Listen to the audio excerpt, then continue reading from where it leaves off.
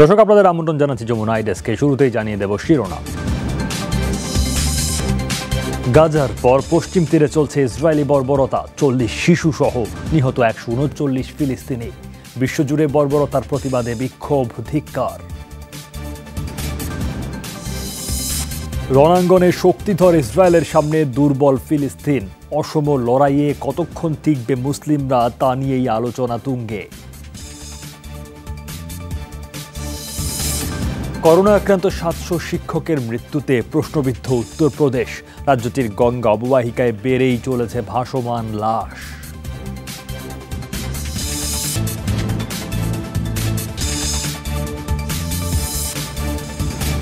এসব খবরে বিস্তারিত নিয়ে সঙ্গে আছি সৌমিত্র শুক্র।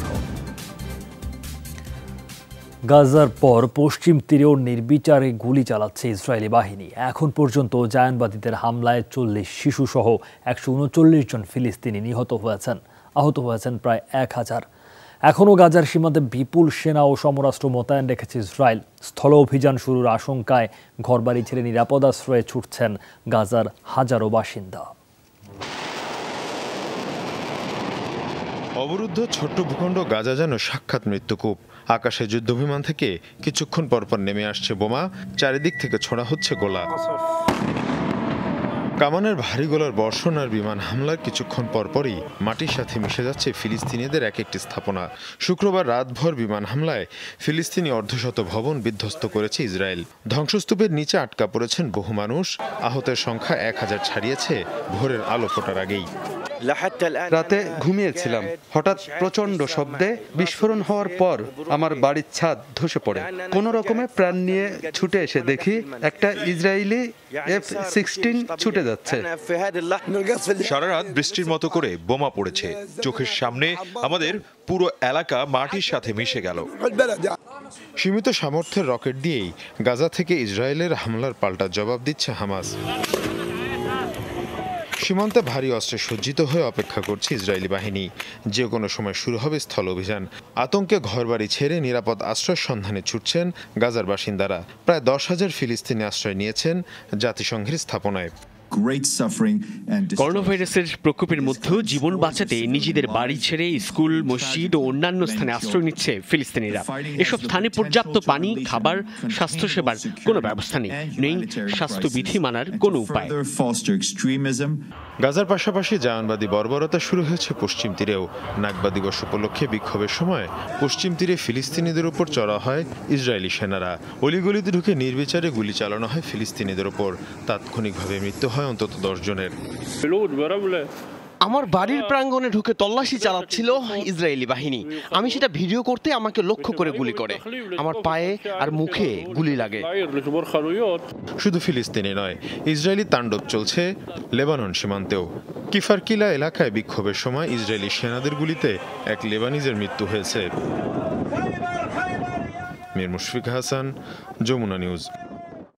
ফিলিস্তিনে চলমান ইসরায়েলি বর্বরতার প্রতিবাদে বিশ্বজুড়ে চলছে বিক্ষোভ। মধ্যপ্রাচ্য, আফ্রিকার পাশাপাশি ইউরোপের দেশগুলোও প্রতিবাদে সরব। এ অবস্থায় ফিলিস্তিনি সহিংসতা বন্ধের আহ্বান জাতিসংঘের। হামলা বন্ধের দূত পাঠালেও ইসরায়েলের পক্ষে অবস্থান যুক্তরাষ্ট্রের। ফিলিস্তিনের চলমান ইসরায়েলি বর্বরতার প্রতিবাদে পথে নেমে আসে লাখো জর্ডানবাসী। ইসরায়েলের বিরুদ্ধে লড়াই করতে অনেকেই সীমান্ত পার হওয়ার চেষ্টা করে। এ সময় নিরাপত্তা বাহিনী বাধা দিলে মারমুখী হয়ে ওঠে বিক্ষোভকারীরা। পরিস্থিতি নিয়ন্ত্রণে টিয়ার গ্যাস ও রাবার বুলেট ছোড়ে পুলিশ। সীমান্ত পার হয়ে আমরা যাবই।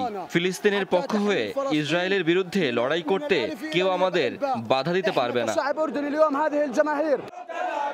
ইসরায়েল বিরোধী বিক্ষোভে প্রকম্পিত তুরস্কের ইস্তাম্বুল এবং আঙ্কারা। ফিলিস্তিনি শহীদদের জন্য অনুষ্ঠিত হয় গায়বানা জানাজা। মিশরে ফিলিস্তিনের জন্য আয়োজন করা হয় বিশেষ দোয়ার।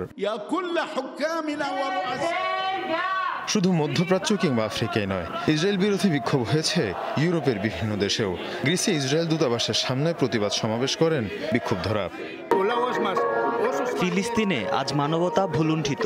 সভ্য দেশের নাগরিক হিসেবে আমরা কোনোভাবেই চুপ করে থাকতে পারি না। এদিকে ফিলিস্তিনের চলমান সংকটে উদ্বেগ জানিয়েছে যুক্তরাষ্ট্র। সংঘাত বন্ধের উদ্যোগ হিসেবে এরই মধ্যে তেল আবিব পৌঁছেছেন মার্কিন দূত। দেশটিতে মানবাধিকার বিপর্যয়ের কথা উল্লেখ করে উভয় পক্ষকে সংযত হওয়ার আহ্বান জানিয়েছে জাতিসংঘ। চলমান সহিংসতার কারণে লাখো লাখো ফিলিস্তিনের জীবন হুমকির মুখে। এ ধরনের পরিস্থিতি কোনোভাবেই কাম্য নয়। করোনার কারণে এমনিতেই দেশটির মানবাধিকার পরিস্থিতি সংকটে, তারপর সহিংসতা চলতে থাকলে ভয়াবহ বিপর্যয় ঘটবে। তাই উভয় পক্ষের কাছে আমাদের আবেদন, সংযত আচরণ করুন। চলমান সংকটের নিরসন চায় যুক্তরাষ্ট্র। আমরা আশা করছি কূটনৈতিক উদ্যোগের মাধ্যমেই এই সহিংসতার অবসান ঘটবে। তবে হামাসের রকেট হামলার পক্ষাবলম্বনের কোনো সুযোগ নেই। নিজেকে রক্ষার অধিকার আছে ইসরায়েলের। যদিও এই পরিস্থিতির মধ্যেও হামলা অব্যাহত রাখার ঘোষণা দিয়েছে ইসরায়েল। মীর মুশফিকা হাসান, যমুনা নিউজ। গাজা এবং জেরুজালেমে ইসরায়েলি তাণ্ডবের পর থেকেই আলোচনায় ফিলিস্তিনের সক্ষমতা। সামরিক শক্তিতে বিশ্বের শীর্ষ দেশগুলোর অন্যতম ইসরায়েল। যুদ্ধ সরঞ্জাম তৈরির প্রযুক্তিতেও দেশটি সেরা। সেই তুলনায় ফিলিস্তিনের সামরিক সক্ষমতা বলতে গেলে কিছুই না। অসম লড়াইয়ে দুর্বল ফিলিস্তিনের নিরস্ত্র মানুষদের ওপর চলছে নারকীয় তাণ্ডব।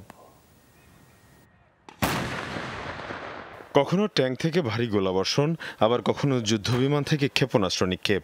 গেল কয়েকদিন ধরে এভাবেই চলছে অসহায় ফিলিস্তিনিদের ওপর ইসরায়েলি সেনাদের তাণ্ডব। সামরিক শক্তিতে শীর্ষ দেশগুলোর মধ্যে অন্যতম ইসরায়েল। অত্যাধুনিক সমরাস্ত্রের বিপরীতে কেবল কিছু রকেট নিয়ে মোকাবিলা করছে হামাস, হিজবুল্লাহ। অসময়ে লড়াইয়ে তাই ইসরায়েলি তাণ্ডবে বরাবরের মতোই কোণঠাসা ফিলিস্তিনিরা। তারপরও ইসরায়েলি হামলার কঠোর জবাব দেওয়ার হুঁশিয়ারি হামাসের। বিশ্বের অন্যতম প্রশিক্ষিত এবং যুদ্ধ সরঞ্জামে সুসজ্জিত বাহিনী ইসরায়েলের। সর্বাধুনিক সামরিক প্রযুক্তি আবিষ্কারের শীর্ষে দেশটি। সামরিক সদস্য থেকে শুরু করে প্রতিটি ক্ষেত্রেই যেন ফিলিস্তিনের সামনে মহিরুহ ইসরায়েলি সেনাবাহিনী। মার্কাভা স্যাব্রার মতো সর্বাধুনিক প্রযুক্তির ট্যাঙ্ক রয়েছে ইসরায়েলের অস্ত্র ভাণ্ডারে। অন্যদিকে ফিলিস্তিনের কাছে থাকা ট্যাঙ্কের বেশিরভাগই সোভিয়েত যুগের, বাকিগুলো কাসাম ব্রিগেডের স্থানীয় প্রযুক্তিতে তৈরি। একই চিত্র দূরপাল্লার কামানের ক্ষেত্রেও। ইসরায়েলের 650 কামানের বিপরীতে ফিলিস্তিনের অবস্থান শূন্য। শাহজাহানের ক্ষেত্রেও তুলনাটা কয়েক গুণ বেশি। ইসরায়েলি সামরিক শক্তির অন্যতম প্রধান অনুষঙ্গ বিমান বাহিনী। যুদ্ধবিমান, হেলিকপ্টার, বোমারু বিমান মিলিয়ে স্বয়ংসম্পূর্ণ IAF। বিপরীতে ফিলিস্তিনের কোনো বিমান বাহিনী নেই। একই চিত্র নৌবাহিনীর ক্ষেত্রেও। নিজস্ব শক্তি বলতে কিছুই নেই ফিলিস্তিনের। অন্যদিকে ডেস্ট্রয়ার, ফ্রিগেট, সাবমেরিন সব মিলিয়ে ইসরায়েলি নৌবাহিনীতে রয়েছে 65টি যুদ্ধ জাহাজ। ফিলিস্তিনের সামরিক সক্ষমতার বেশিরভাগই ইরান কেন্দ্রিক। এর বাইরে নিজস্ব প্রযুক্তিতে রকেট সহ বিভিন্ন আগ্নেয়াস্ত্র তৈরি করে দেশটি। মীর মুশফিকা হাসান, যমুনা নিউজ। মঙ্গল গ্রহে সফলভাবে অবতরণ করেছে চীনা নভোযান ঝুরং। যুক্তরাষ্ট্রের পর দ্বিতীয় দেশ হিসেবে এই অনন্য নজির স্থাপন করল দেশটি। শনিবার সকালে মঙ্গলের মাটি স্পর্শ করে নভোযানটি। গেল ফেব্রুয়ারিতে মঙ্গলে পৌঁছায় ঝুরং। প্রায় 3 মাসের চারপাশ প্রদক্ষিণ করে নানা তথ্যপাত্র ও ছবি সংগ্রহ করে। অবশেষে কয়েকটি ধাপে এটি সফলভাবে অবতরণ করল উত্তর মেরু অঞ্চলে। আগামী 3 মাস এটি মঙ্গলে বিচরণ শেষে পৃথিবীতে ফিরে আসার কথা। মঙ্গলে নভোযান পাঠানোর সাফল্যকে চীনের মহাশূন্য কর্মসূচির বড় সাফল্য হিসেবে দেখা হচ্ছে। কয়েক বছর ধরেই মহাকাশ গবেষণায় গুরুত্ব বাড়াচ্ছে দেশটি। বিশ্বজুড়ে 24 ঘন্টায় 13,000-এর কাছাকাছি মানুষের প্রাণ কেড়ে নিল করোনা ভাইরাস। মোট মৃত্যু 33,72,000 ছাড়ালো। দিনে 2200-র কাছাকাছি মৃত্যুতে ব্রাজিলে মোট প্রাণহানি 4,33,000-এর মতো। নতুনভাবে 84,000-এর বেশি মানুষের দেহে শনাক্ত হলো ভাইরাসটি। শুক্রবার 733 জনের মৃত্যু দেখেছে যুক্তরাষ্ট্র। শনাক্ত হয়েছে আরও 40,000-এর মতো সংক্রমণ। লাতিন দেশ আর্জেন্টিনা ও কলম্বিয়ায় প্রায় 500 মানুষের মৃত্যু হয়েছে এদিন। এছাড়া রাশিয়ায় 400 ছুঁই প্রাণহানি। দিনে 7 লাখের মতো মানুষের শরীরে শনাক্ত হলো করোনা। বিশ্বে মোট সংক্রমিত 16 কোটির ওপর।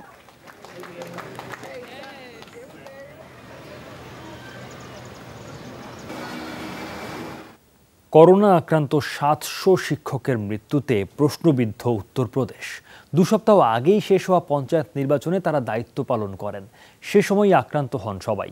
রাজ্যের প্রাথমিক শিক্ষকদের সংগঠনের অভিযোগ, যোগী আদিত্যনাথ সরকার এবং নির্বাচন কমিশনের গাফিলতির কারণেই এই প্রাণহানি।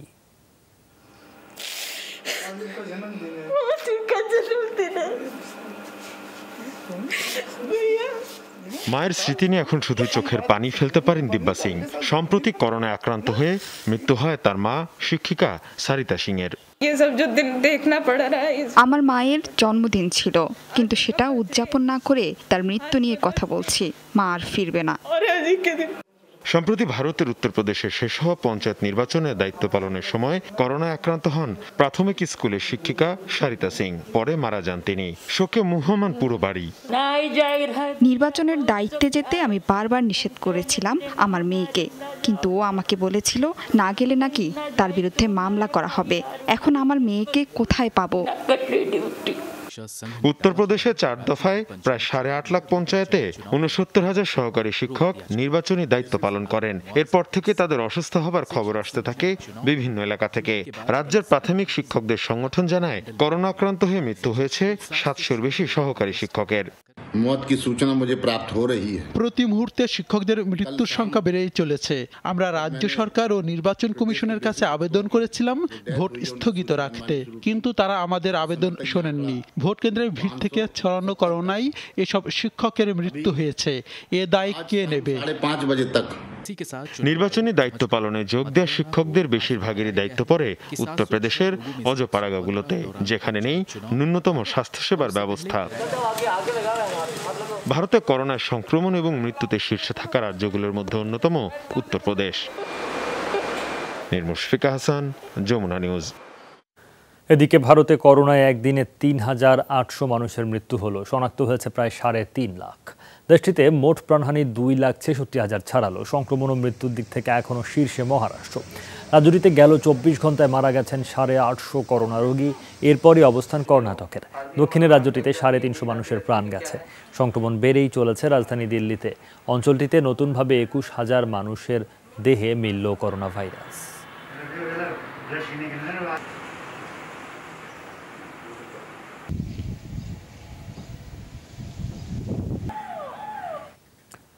বিহার আর উত্তরপ্রদেশের গঙ্গায় বাড়ছে মানুষের ভাসমান মরদেহ।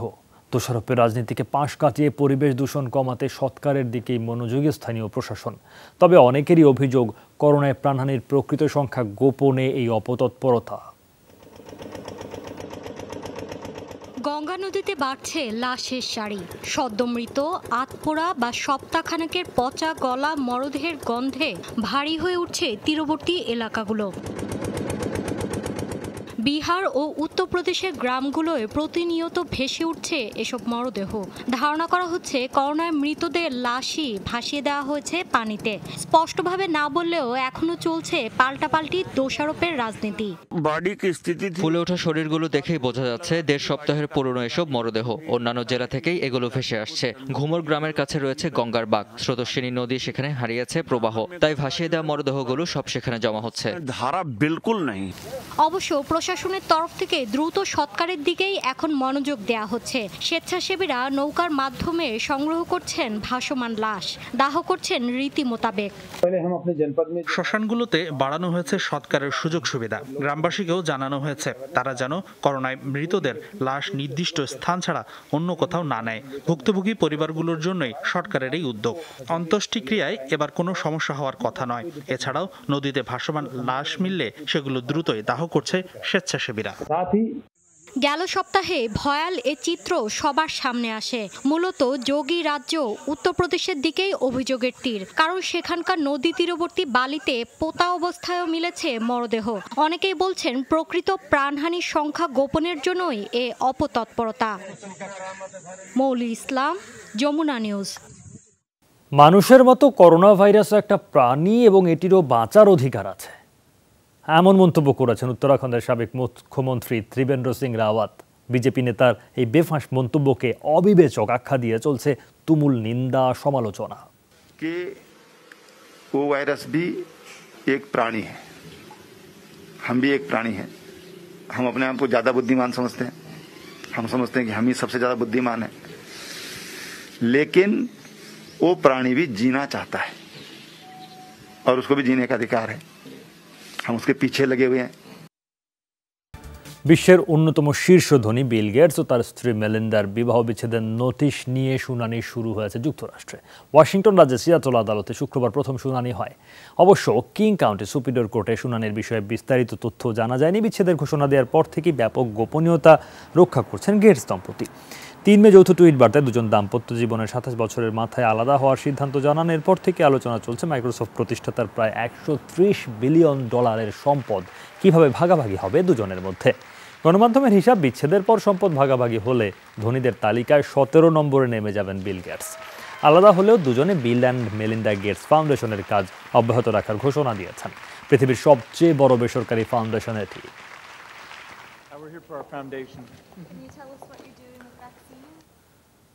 মহামারীর ভয়াবহতার মধ্যে অদ্ভুত এক প্রতিযোগিতা হয়ে গেল রাশিয়ার সাইবেরিয়া অঞ্চলে নভসিবিরস্ক এলাকায়। দ্রুত কবর খোঁড়ার লড়াইয়ে নামে 8টি দল। শুক্রবার অনুষ্ঠিত এই প্রতিযোগিতা প্রত্যেক দলকে দ্রুততম সময়ের মধ্যে একটি করে কবর খুঁড়তে বলা হয়। শুধু সবার আগে কাজ শেষ করলেই হবে না, কবরের মাপ হতে হবে নিখুঁত। সঠিক মাপে খোঁড়া হলো কিনা তা যাচাইয়ের ব্যবহার করা হয় সত্যিকার কফিন। মাত্র 38 মিনিটে নিখুঁত কবর খুঁড়ে প্রতিযোগিতায় প্রথম হয়েছে নাসলেইদ নামে একটি গোরস্থানের কর্মীরা। বিজয়ী হিসেবে পেয়েছে 30,000 রাশিয়ান রুবল। উদ্যোক্তারা বলছেন, শেষকৃত্যের কর্মীদের গুরুত্ব তুলে ধরা এবং এই পেশায় তরুণদের আকৃষ্ট করতে এই আয়োজন।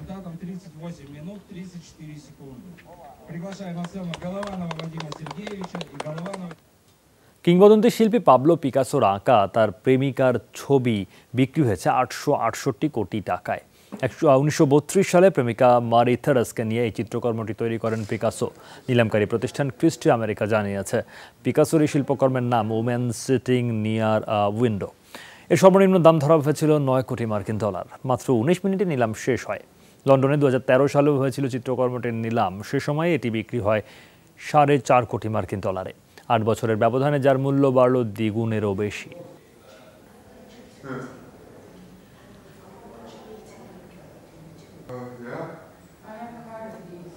শেষ করব যমুনা আইডেস্ক। তার আগে শিরোনামগুলো জানিয়ে দিচ্ছি আরেকবার। গাজার পর পশ্চিম তীরে চলছে ইসরায়েলি বর্বরতা। 40 শিশুসহ নিহত 139 ফিলিস্তিনি। বিশ্বজুড়ে বর্বরতার প্রতিবাদে বিক্ষোভ, ধিক্কার। রণাঙ্গনে শক্তিধর ইসরায়েলের সামনে দুর্বল ফিলিস্তিন। অসম লড়াইয়ে কতক্ষণ টিকবে মুসলিমরা, তা নিয়েই আলোচনা তুঙ্গে।